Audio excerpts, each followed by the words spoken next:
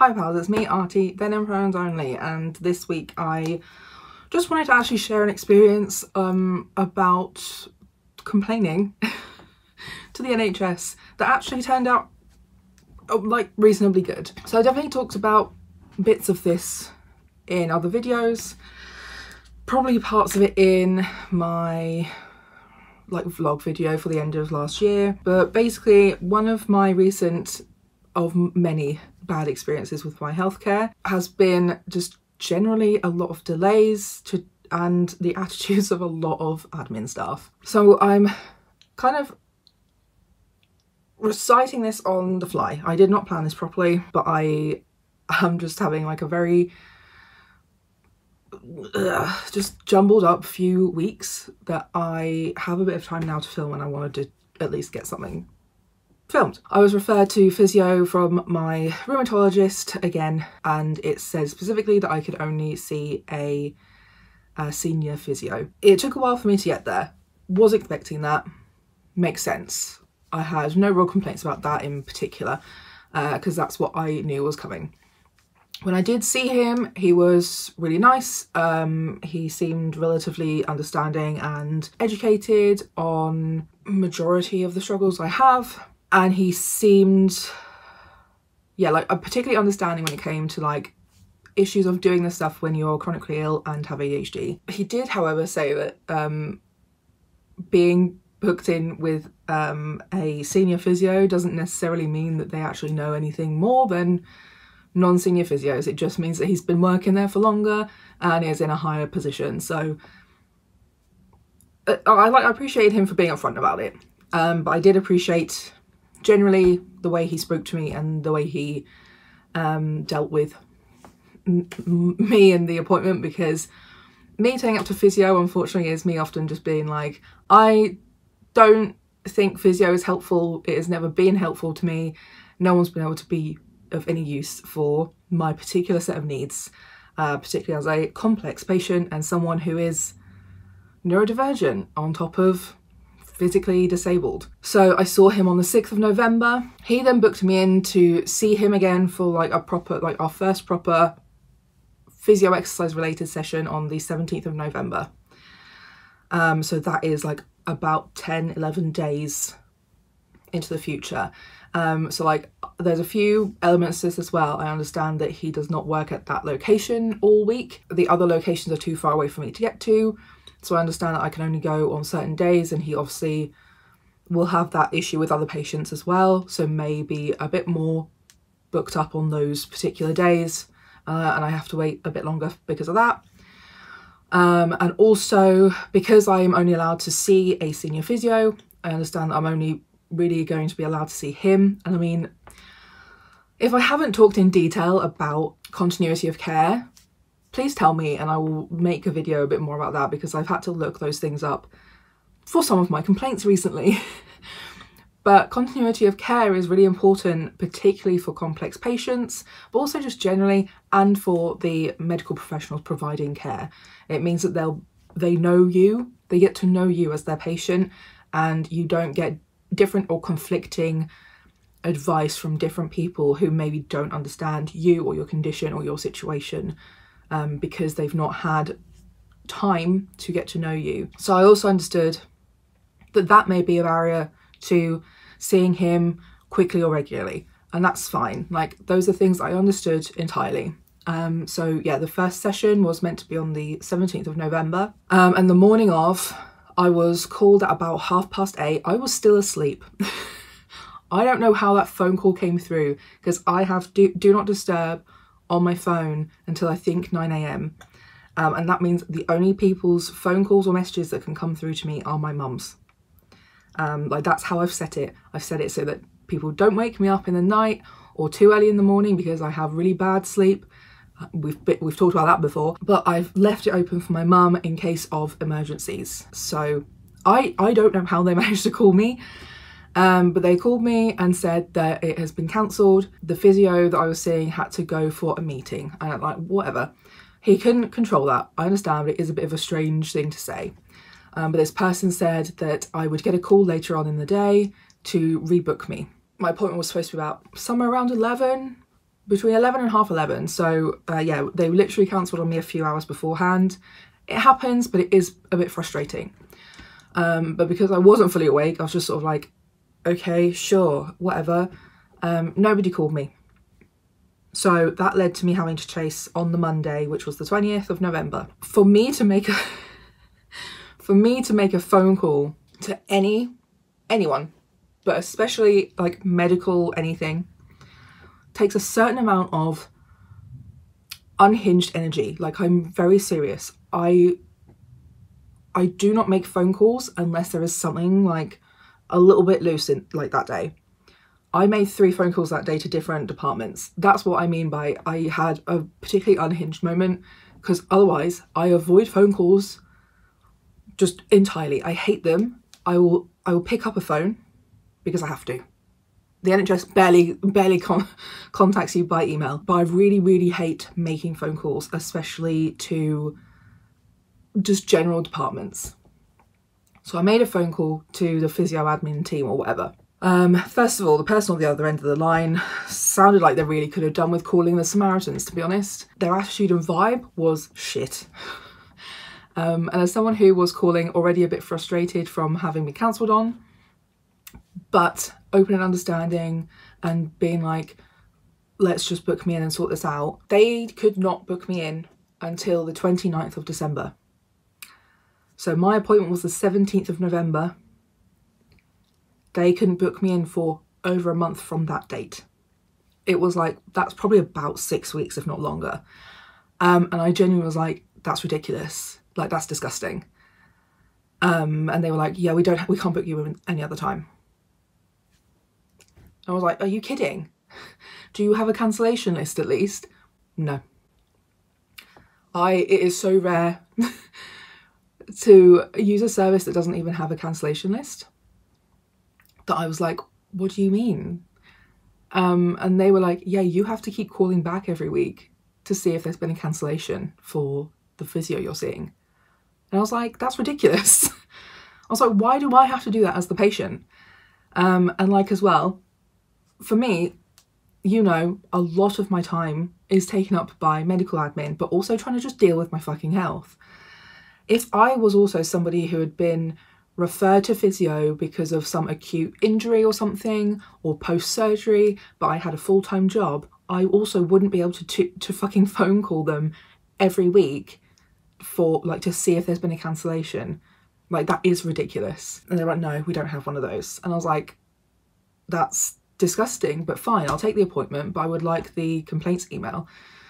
So she gave it to me, but foreshadowing down the line, it's the wrong email. It's not an email that exists, because I just find anything that you have to spell over the phone is never going to be spelled correctly, no matter who you're speaking to. So I did decide to just leave it.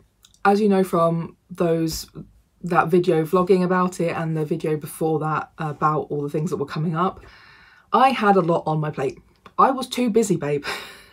I had too much going on to make a complaint, let alone ring every week to see if there was a cancellation. And actually, for some further context, for the first phone call I had, I did say, I think once or twice, I definitely said it at some point, that I was like, I understand it's not your fault or like really anything that you can do something about, because you're just an admin team member. There's definitely, you know, systemic things in the way that means that you're not allowed to do a lot of things. Like, I understand that's not like this situation is not your fault. However, you're not making it better by the way you're speaking to me. So it comes round to the 29th of December. Actually, no, 28th of December. So the day before my appointment, I get a phone call from the admin team again to say that my appointment has been cancelled because my physio is sick. And this time I was really annoyed, because I have now waited like nearly 2 months just for the first like actual physio appointment with the physio I saw. So yeah, I definitely said something like, I think I said, this is taking the piss and like, this is fucking ridiculous. They asked me not to swear and I was like, made me so angry. They had even more of an attitude than the last person I spoke to. And I was like, I have been waiting so long for these appointments and I keep being cancelled on, and you can't fit me in any sooner. the only appointment they could offer me was the 19th of January, which would have been like 2.5, nearly 3 months since my initial appointment. Actually, yeah, 3 months, I think. Because it was the 17th of November, so 17th of December. So yeah, it would have been 2 months exact, like a little bit over 2 months from my first appointment that I should have had, but like nearly 3 months from my first appointment with him on the 6th of November. And I was like, yeah, and you don't even have a cancellation list, so like you can't do anything else to be useful. Like, this is ridiculous. And I was like, I'm not booking that appointment. I was like, I'm not booking any more appointments until I speak directly with the physio, because he could fit me in within like 10, 11 days. He fit me in within 2 weeks, but you lot can't seem to fit me in for like 3, 4, 5, 6 weeks at a time. When I've been cancelled on twice now, you're clearly not like prioritising me as a patient who is, one, complex and was put in a specific category to see a senior physio, and somebody who has been cancelled on more than once now. You're not prioritising me the way I should be prioritised for this service. And like, I've been to physio so many times on the NHS. I've never had such a terrible experience with booking in and the admin teams themselves. So yeah, I was really like, I'm not booking that appointment until I speak directly with that physio. And she was like, oh, well, he's off sick. I was like, not now. I was like, please use your brain cells for like 5 minutes. Like, I'm getting angrier on the phone and you've already told me not to swear. I was like, when he's back, when he's next able to. And she was like, oh, well, he really can't, we shouldn't really be doing that. And I was like, what, he can't have a 5-minute phone call with me at some point to actually try and sort some of this out? So I think she relented in the end and was like, oh, I'll pass it on and blah, blah, blah. Then I was like, I'm making a fucking complaint now, after hanging up the phone. For one, the whole issue got worse because, like I said, the email was wrong. Like, it was not the correct email address. It was difficult to find the right email address. You actually can't find the complaints email address for that service. You have to email the service admin team first to ask them for it. But also because they're in the same building as another service I have, that also, like, both services also provide physio. I ended up sending the complaint to the wrong service first. And then like, I was like, after a while, I realised I'd sent it to the wrong people. And I was like, hey, look, I'm so sorry. I've sent this to the wrong people. You're both in the same building, so it's hard to work out who is who anymore. So please disregard this complaint. It was a complete fuck up on my end. Sorry for you lot having to deal with some back and forth with me for a while because of that confusion, basically. So then I had to find any email address to the right service, which I did find in the end, because I wasn't going to call them again when they've given me the, like, because I was so pissed off, it really felt like they gave me the wrong email address. But I do know, and I did know at the time as well, like, you know, accidents, miscommunication, phone calls aren't great for that sort of thing. But, you know, having the wrong email address, I wasn't going to ring them again to probably still get the wrong email address. So I found the service's email address eventually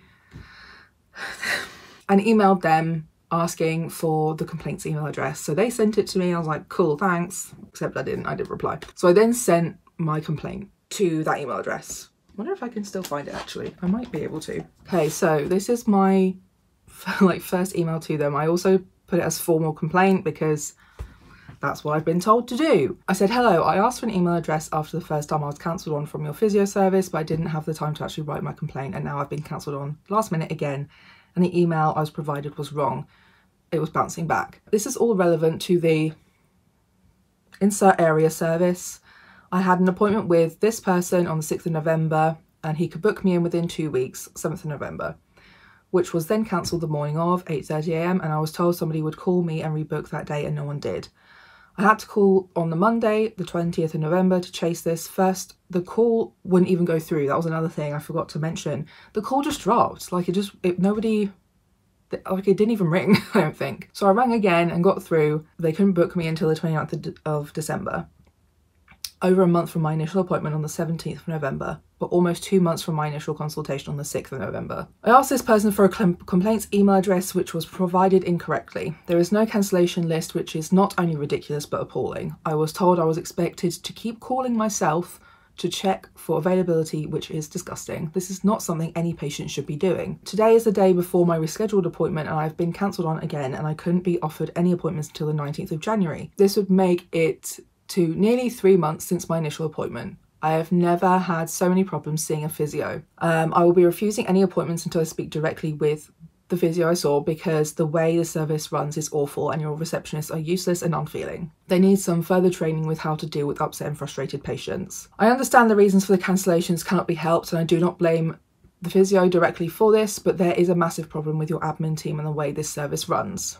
You need a cancellation list set up for your service. I've never used a service that just didn't have one.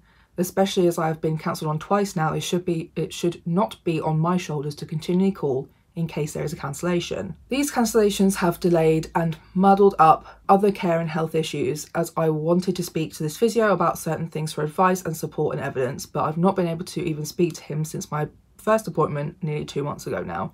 Because I was going to speak to him about my lower back hip pain, for his opinion as a musculoskeletal physio and some ideas, advice, or possibly supporting letters of evidence or whatever that I could send to somebody else. And then also after that cancellation, I've also still received a reminder text for my appointment. I will attach files to this email. I had the call to cancel at 9:47 and then had the text come through at 11:15. This should not have happened either. So I still got the text message saying I had an appointment the next day, when I had a conversation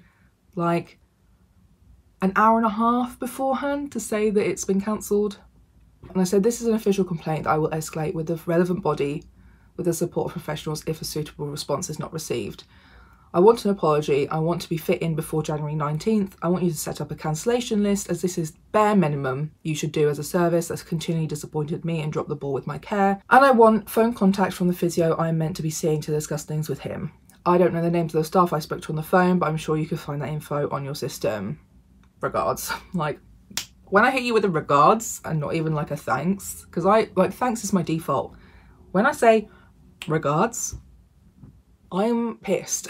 Then there was some back and forth about the technicalities of a formal complaint, and that takes 2 months and shit. If you want something done sooner, you just make a general complaint. I was like, right, do things actually improve if you do that instead of a formal complaint? Because this is ridiculous. So yeah, eventually I think it was on the 3rd or something of January is when the physio called me directly, and we sorted all those things out. He was very understanding, and he was also very apologetic about his cancellations, and I did say to him directly, I was like, I understand that those are things you can't help. It's just the way that it's all been handled by admin that's been the problem, and I don't understand how you could fit me in within 2 weeks but they can't fit me in for weeks and weeks, months. And he literally said, oh yeah, I've got loads of appointments on this Friday. You've basically got your pick of appointments. I was like, why have I got my pick of appointments on the 5th or 6th of January when they couldn't offer me anything until the 19th? But yeah, either way, so I saw him then, had that appointment. And I sort of sat with this whole thing for a while. And I was like, you know what, I'm still pissed. I'm still pissed. So I sent another email to along with my chain of emails with my complaint. I said, hello, I've sorted my appointment issues and the cancellation list idea with the physio team directly, because the physio said that he would be forwarding that as well as an idea with a particular focus on prioritising patients who have been cancelled on once or more than once. They need to be booked in ASAP, even if it means someone else is cancelled. So I carry on. However, I was informed by the team that the admin are a general admin team and not a specific physio admin team. I'd like to know more about that and possibly put in a complaint about the general admin team I've had to deal with when it comes to the physio appointments. They have been largely a barrier to me accessing the physio care I need, leading to a 2-month delay, because yeah, by the time I saw that appointment, saw the physio, it was from the 6th of November to the 6th of January, 2 months between initial consultation and actually starting physio, but nearly 3 months because they couldn't provide it anything till like later in January, when the physio himself said he had many appointments earlier than I was being offered. Also, their general attitude dealing with me. I've been cancelled on and had to deal with many frustrations in the NHS, and a lot of the admin team who have had to call me about cancellations or other issues don't usually speak to me so poorly. However, I have been having worse experiences recently, so something about the end of 2023, early 2024. Even when I'm clearly distressed and frustrated for valid reasons, I may be able to provide more specific details on when the calls were if that would be useful, but I wanted to ask about the above first before I put in the effort to try to find these phone calls. The response said, "Thank you for your response. Unfortunately, I do not work for the physio team, so I'm unsure which admin team they feed into. I raised your query with the senior physio staff and asked if they could provide further information on this so we can escalate your concerns." So eventually somebody called me who I think, he said he was like the manager, I think, of the physio like admin team, and we actually had a really good conversation. He was, for one, very apologetic about the experience I've been having. He was also very understanding about my frustrations and also felt the same way as me, that swearing generally should not be seen as abusive behaviour in any way. There is a difference between swearing about a situation and swearing at the person on the other end of the phone. I very briefly had a stint working in a call centre where people would call me a fucking wanker. You know, that's very different to me going, this is taking the piss and this is fucking ridiculous, you know. And I think as well, it's been quite well documented in research that swearing helps relieve frustration, so get over it. So yeah, he agreed. He also said that he'll be putting in for compassionate communication training for the admin team. He also went into quite specific details about the things that would be changing or that he'd be trying to get implemented for change, including the cancellation list. He also mentioned that the issues I said about getting the wrong email address, he said, yeah, I think we can very easily put it in as a system that when somebody asks for further contact details for other things like that, that we can text it to you. So you just have a text version of either a phone number or an email. So then we don't have to deal with the issues like I had to deal with of that, of trying to find the right email address somewhere. He also mentioned that, you know, how I still got that appointment text message, that there is a system in place, but people need to use it more, where if you have been cancelled on, it should be marked on there that the appointment had not happened, because I think he said that it showed that I did have the appointment, and I was like, no, they cancelled it. And that there should be a note put on there to be like, pending next appointment being put in. He also said that generally once we've seen someone for the first consultation, the admin team can't really see any further details about those patients, like whether they're a high priority or a complex case, so they can't really prioritise, like triage who is prioritised to be seen sooner. He also said that it was very confusing that they kept saying that they could only book me in for certain dates that were quite far away, when he could see on his system there were dates available and appointments available that I could have been offered, but nobody offered them to me. So he wanted to go and look into that and find out why that was. He also said that from his own experiences speaking with NHS admin teams sometimes, that they are quite horrible for no reason. And when you're working in healthcare, you really should not be awful like that. And as well, a lot of the times it's not personal to you. Like, a lot of the issues are not actually anything to do with you. So why are you taking so much offence to somebody being upset by something or frustrated by something? Yeah, and he thanked me repeatedly for pushing for the complaint and furthering the complaint to improve the service. And I was like, you know, I really appreciate how you've spoken to me about this. You've been very nice to me and very appreciative of my feedback and my response, and very understanding of my reactions throughout this whole experience. Past experiences of making complaints, I have straight up been told that it is my fault that these things are happening, or told that that never happened, etc, etc. So I appreciate that you've taken responsibility and actually treated me really nicely and kindly as a human being.